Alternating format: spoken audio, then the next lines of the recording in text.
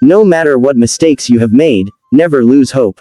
True strength comes from facing your past, asking for forgiveness, and choosing to move forward with love and faith. Your future is not defined by your past, it is shaped by the courage you show today. Thank you so much for taking the time to watch this story, your support means a lot. Enjoy and stay tuned for more. The story begins. IJ was a very beautiful girl. Everyone in her town knew it. Her skin was smooth and fair, her eyes were bright like the morning sun, and her smile could make even a sad person laugh. She was in her final year in secondary school and had big dreams.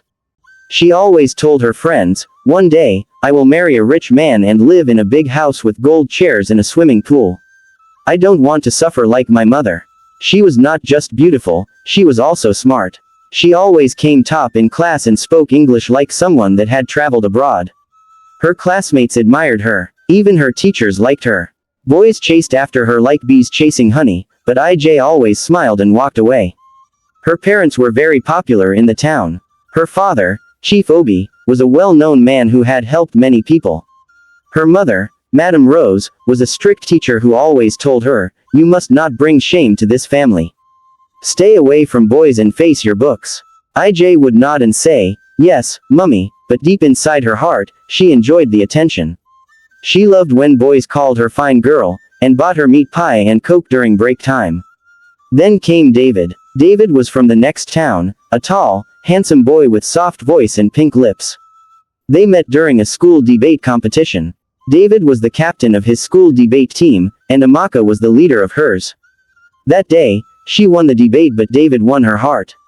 After the debate, David came to greet her. "You speak like a queen," he said. "You should be on TV." Amaka blushed. She had never felt that way before. That was the beginning. They started writing letters, hiding them inside textbooks. They used their friends to pass messages. They met secretly at the back of the school, sometimes under the mango tree after classes. IJ felt special. She felt loved. Their friendship became a relationship. They promised to marry each other one day. But love, they say, is sweet until it brings bitter fruit. One morning, IJ woke up and felt strange. Her chest was heavy. She felt weak. Her period didn't come for 2 months. She started vomiting in the mornings. She knew something was wrong. She went to the chemist and bought a pregnancy test kit. She came back home, locked herself in the bathroom, and used it. 2 red lines. She stared at it for a long time, praying for the lines to disappear. "No, no, no," she whispered, shaking. "I cannot be pregnant. What will my parents say? What will happen to my dream?" She fell on the bathroom floor, crying like a child. Her dream of marrying a rich man, going to university, becoming a famous woman, it all started fading in her mind. IJ tried to hide the truth, but her body was changing too fast. Her school uniform no longer fit well. She tied a scarf around her waist and wore oversized sweaters to cover her stomach. But her mother, Madame Rose, noticed. "IJ, are you okay?" she asked one evening. "You're adding weight, and you look pale." "I'm fine, mummy. I think I just need more rest," Amaka replied, avoiding eye contact. But Madame Rose was not a fool. One night, she entered IJ's room without knocking and found her changing her clothes. She saw the rounded stomach. Her eyes widened. "Blood of Jesus. IJ, you are pregnant." IJ dropped to her knees, crying. "Mummy, please forgive me. I didn't mean to. I was afraid. I didn't know what to do." Madame Rose screamed and called her husband. Chief Obi entered the room. And when he saw IJ's stomach, his face turned red with anger. "You have brought shame to this house. Who is responsible for this nonsense?" "David," IJ said in tears. "He stopped picking my calls. I haven't seen him again." Chief Obi walked out in silence. Madame Rose sat down, shaking her head. "How could you do this to us, IJ? What will people say? What will the church say? Your father is a chief. I am a teacher. People respect us." They spent the whole night arguing. But by morning, they had made a decision. "We are sending you far away," Chief Obi said. "No one must know about this. We will say you're going for extra final exam." They packed IJ things quickly. Her auntie Mama Joy lived in a quiet village in Benue State. They arranged for IJ to stay with her until she delivered the baby. The plan was simple: go away, give birth, and return like nothing happened. IJ didn't argue. She just wanted the shame to disappear. She said goodbye to her parents in the middle of the night, entered a night bus, and left her town. She looked through the bus window as the town disappeared behind her. She whispered to herself, "God, please don't let my life be destroyed." IJ arrived at her auntie house tired, scared, and full of worry. Mummy Joy welcomed her with open arms. She was kind and didn't judge her. "My dear," Mummy Joy said as she hugged her, "what has happened has happened. Now, we must take care of you and the baby." The village was peaceful. Nobody knew IJ or her story. She stayed indoors most of the time, helping her auntie with small chores, reading books, and waiting for the day the baby would come. The pregnancy was not easy. Some days she cried through the night. She missed her home. She missed school. She missed her friends. But most of all, she missed her old life, the one without fear, shame, or pain. One early morning, around 4 a.m., IJ screamed from her room. Her water had broken. Mummy Joy rushed in. "It's time," she said. They took her to a small clinic nearby. The nurses were kind. The pain was great. Amaka screamed and pushed for hours, holding tightly to the bed. At last, the nurse smiled and said, "It's a boy." IJ was weak, sweating, and crying, but when they placed the baby in her arms, she looked at his face and smiled. "My baby," she whispered. "You're so beautiful." She named him Chitty, meaning God is merciful. But even with the joy of holding her baby, fear started to grow in her heart again. "What will I do now? How will I raise a baby when I'm still a child myself?" Mummy Joy saw the worry in her eyes. A few days later, she sat him down. "You have a choice," she said gently. "You can stay and raise this child, or you can give him up. Some families are looking for babies. They will pay well." IJ froze. "Sell my baby?" Mummy Joy looked serious. "I know it sounds bad. But you said you still want to go to university, right? You want to have a future. If people find out about this, will you ever get that rich husband you dream about?" IJ thought about it all night. Her dreams, her parents' reputation, her shame, the pain, the future. And by morning, with tears in her eyes and her hands shaking, she agreed. "I want to give him a better life," she said. "I want him to grow up happy. And I want to start my life again." It was the hardest thing she had ever done. A rich couple came from the city. They had tried to have a child for years without success. When they saw the baby, they smiled with joy. They paid Mama Joy a large sum of money. IJ did not even look at the baby's face again. She turned her back and walked into her room. And cried for hours. IJ returned home 2 months later. Her body had healed, but her heart was still wounded. Her parents didn't ask too many questions. Chief Obi just said, "You must forget everything that happened. You must start again. Nobody must ever know." IJ nodded quietly. She didn't tell them she had sold her baby. She carried the pain alone. Soon, she gained admission into a university in Lagos. She packed her things, waved goodbye to her parents, and left her small town again, this time, not to hide shame, but to chase her future. At university, she acted like nothing had ever happened. She wore fancy clothes, joined student groups, and spoke with confidence. Nobody could tell she was a mother. Nobody guessed the truth. She became very popular in school. Boys followed her like ants after sugar. Girls admired her fashion and the way she carried herself. She was beautiful, brilliant, and full of ambition. But deep inside, IJ was not at peace. Every time she saw a baby, something pulled at her heart. She would hear a child laugh or cry, and it would hit her like a hammer. She would smile on the outside, but inside, she was drowning in memories. Sometimes at night, she would sit on her bed, hug her pillow, and whisper, "Chitty, wherever you are, I hope you are happy. I hope they love you. Please forgive me." She never told anyone, not even her closest friend, Ifoma, who always said, "IJ, you're so strong. I wish I was like you." She wasn't strong. She was broken, but she was pretending. Years passed. She graduated with a good degree. She got a good job. And one day, her dream came true. A very rich man noticed her. His name was Mr. Solomon. A billionaire businessman, owner of companies. Handsome, tall, always dressed in white. He saw IJ at a business event and couldn't take his eyes off her. "You're too beautiful to be walking alone," he told her. IJ laughed politely. "Maybe I'm waiting for someone to walk with me." He smiled. And from that day, everything changed. He sent her flowers, bought her a car, took her on trips, treated her like a queen. After 1 year of dating, he proposed. IJ screamed in joy as he slid the diamond ring on her finger. She cried that night not just from happiness, but from fear. Will this joy last? She wondered. Or will my past destroy it one day? IJ wedding was the talk of the town. The hall was decorated like a palace, golden chairs, white flowers, and chandeliers that sparkled like stars. Celebrities, politicians, business tycoons, and the high and mighty came to celebrate with Mr. Solomon and his beautiful bride. IJ looked like a goddess in her wedding gown. As she walked down the aisle, people whispered, "She's so lucky, she has finally made it, this is every girl's dream." But no one knew her secret. She smiled and danced, but deep inside, her heart was shaking. As they exchanged vows, she silently prayed, "God, please don't let my past find me. Please let this happiness last." The honeymoon was sweet. Her new home was like a mansion from a fairy tale: swimming pool, private cinema, servants, and more. Mr. Solomon loved her deeply. He gave her everything she asked for and more. After the first year of marriage, he said, "My queen, it's time we had a child." IJ smiled. "Yes, baby, I want that too." They started trying, and trying, and trying. 1 year passed. No pregnancy. 2 years. Nothing. 3 years. Still nothing. Doctors ran tests. "Sir, you are okay," they told Mr. Solomon. "Madam, your womb looks healthy."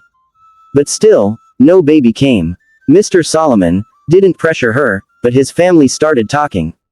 His mother, especially, became cold. "Are you sure this girl didn't tamper with herself before marriage?" she asked her son one day. "Why hasn't she given you a child?" IJ heard whispers. Friends changed. Even church members gave her strange looks. She tried herbal medicine. She prayed. She fasted. She went from one doctor to another. Nothing worked. At night, she would cry alone in her bathroom. She would hold her stomach and say, "God, give me another chance, please." Her husband remained calm, but she could feel the distance growing. One day, she looked into the mirror and asked herself, "Is this my punishment?" She remembered Chitty, the baby boy she gave away. The baby she never held again. And something inside her whispered, "You must go back to where it all started." She started waking up at midnight to pray. She would kneel by her bed, crying, "God, please have mercy on me. I have done terrible things. Please forgive me. Give me a child." She couldn't tell anyone the full truth. Not her husband, not her friends, not even her pastor. But the guilt was now living inside her like a sickness. Yet another hospital visit with no solution, she told her driver to take her to a quiet beach. She sat there for hours, watching the waves and thinking about her past. Suddenly, an old woman selling fish came near her. "My daughter, why are you crying alone on this beautiful day?" she asked kindly. IJ tried to smile. "I'm fine, mother." "No," the woman said, shaking her head.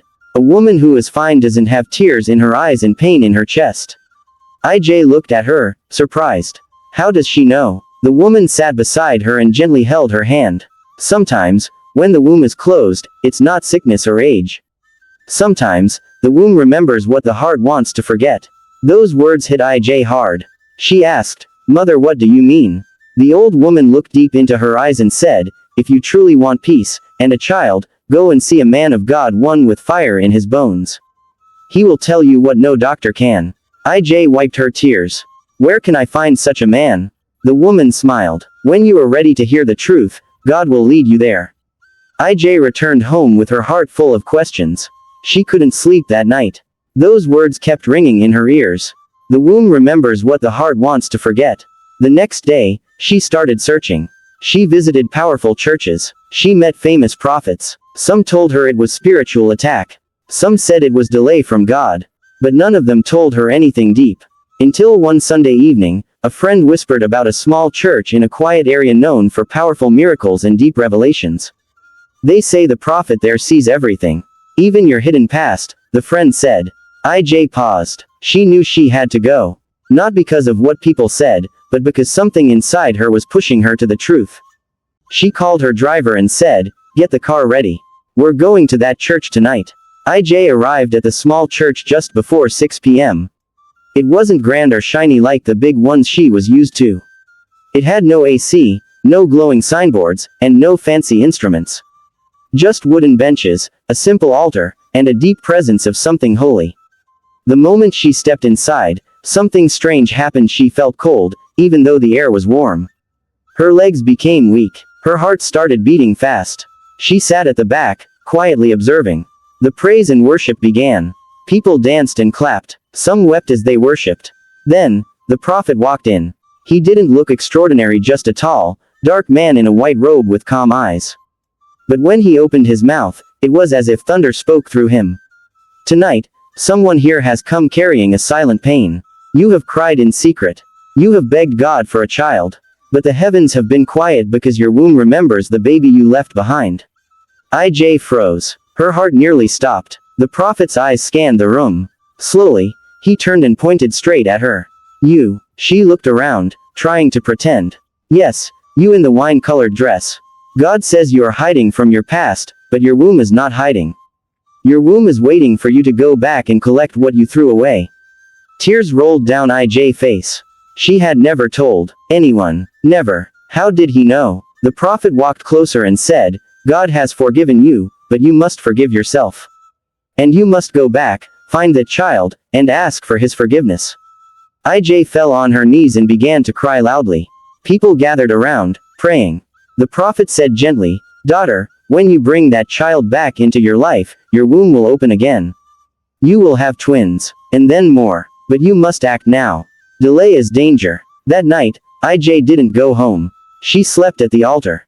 She prayed till dawn. In the morning, she got up with a mission, find Chitty, ask for forgiveness, and make things right. The next morning, IJ stood in front of her mirror.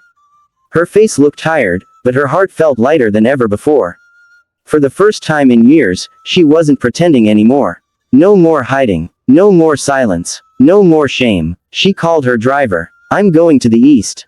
Pack a few things. We leave today. Madam, is everything all right? He asked. I need to find someone, she replied softly. The journey to east took hours. As they drove past familiar roads, memories from her teenage years flooded her mind. She remembered the hospital where she gave birth. The quiet home where her parents had hidden her. And most of all, the face of the woman who bought her baby. Tears filled her eyes. When she arrived at the town, she went straight to the house where her parents had kept her during the pregnancy. The old caretaker was still there. He looked at her in shock.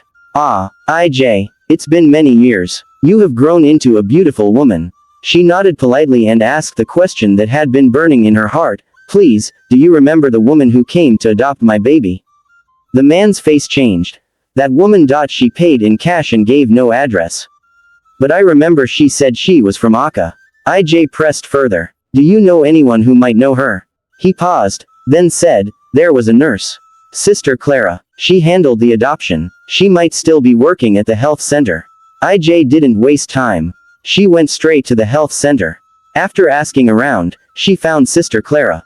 Now older, with gray hair and glasses, the woman was surprised to see her. You came back? She asked. IJ fell on her knees. Please, I need your help. I was young and foolish, but now I want to find my child. Please, tell me where he is. Sister Clara looked at her, then walked to her drawer and brought out an old book. I kept this. I knew one day you might return. She opened a page and pointed.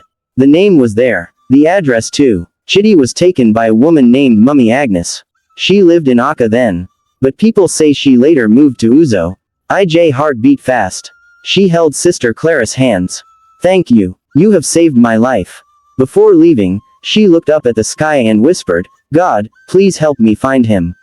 Let him be alive. Let him be safe. Uzo was a quiet town, with dusty roads and children playing soccer under the hot sun. IJ felt nervous as the car slowed down near a small neighborhood. Her heart pounded loudly. What if I don't find him? What if he hates me?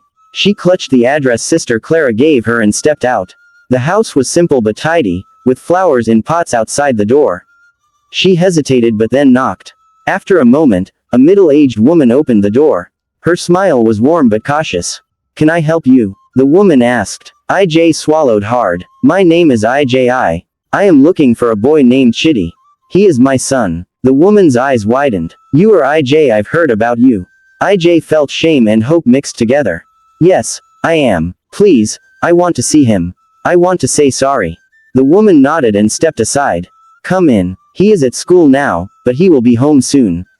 Inside, looked around. The home was full of love pictures on the walls, colorful curtains, and a Bible on the table.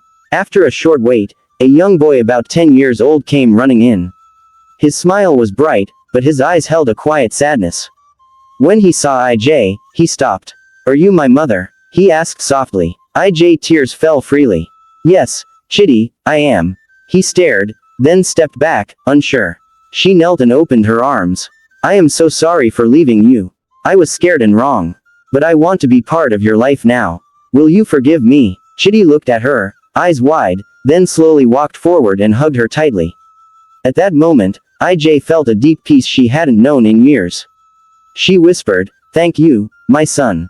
Thank you." After that day, IJ stayed in Uzo for a while.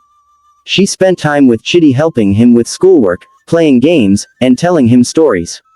She learned about his favorite foods, his friends, and his dreams. But the real healing came one quiet evening. They sat outside the house under a sky full of stars. IJ held her son's hand and said softly, "Chitty, I want to promise you something. I will never leave you again.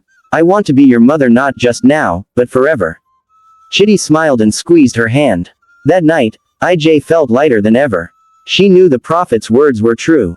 Forgiveness was the key. The past didn't have to chain her anymore. A few months later, IJ returned home. Her husband was shocked but didn't ask questions. Within the year, IJ discovered she was pregnant. Her joy was overwhelming. When the baby was born, a beautiful girl, the whole house rejoiced.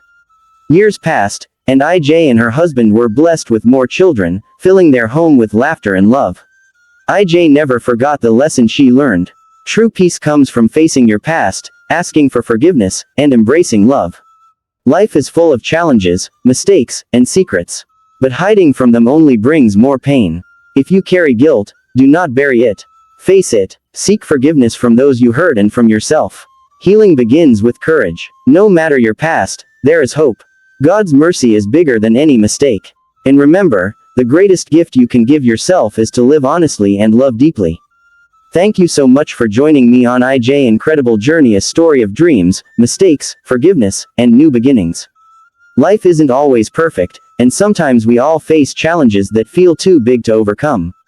But IJ's story shows us that no matter what you've done or where you've been, there is always hope. Remember, true strength comes from facing your past, asking for forgiveness, and moving forward with love in your heart. Life is about growth, healing, and believing in second chances. If this story touched your heart, please like, share, and subscribe to support the channel. Let me know in the comments what lesson from IJ's story inspired you the most. And if you have any stories you want me to share, just tell me. I'm here to bring your favorite tales to life. Until next time, stay hopeful, be kind to yourself, and keep believing in the power of love and forgiveness. Take care. Bye.